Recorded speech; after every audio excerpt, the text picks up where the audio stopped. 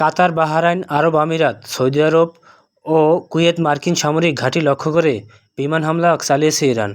মোবাইলে সতর্কবার্তা পাঠিয়ে বাসিন্দাদের সামরিক ঘাঁটি থেকে যত দূরে সম্ভব স্থানে অবস্থান নেওয়ার নির্দেশ করেছেন প্রশাসন। কাতার প্রতিরক্ষা মন্ত্রণালয়ের তথ্য বরাতে জানা গেছে, পেট্রিয়ট ডিফেন্স সিস্টেম মাধ্যমে ভূপাতিত করা হয়েছে ইরান একটি মিসাইল।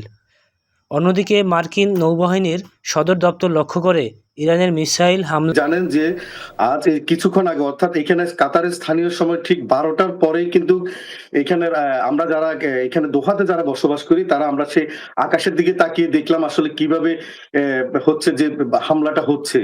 তো এখানকার তার পরবর্তীতে আমরা দেখলাম যে এখানকার যে কাতারের যে প্রতিরক্ষা ব্যবস্থা রয়েছে তারা কিন্তু এটি সফলভাবে মোকাবেলা করেছে এবং কাতারে কিন্তু কোন রকমের কোন হতাহতের খবর কিন্তু এখন পর্যন্ত পাওয়া যায়নি। তবে কাতারের স্থানীয় যারা এখানে তারা যারা প্রশাসন তারা আজকে সেই সকাল থেকে কিন্তু তারা বিভিন্নভাবে তারা এখানে যারা নাগরিক আছে তাদেরকে সতর্ক করছে। বিশেষ করে তারা মোবাইলে তাদের যে জাতীয় সতর্কতা সেটি তারা মোবাইলের মাধ্যমে এখানে স্থানীয় নাগরিকদেরকে সেটা জানিয়ে দিচ্ছে।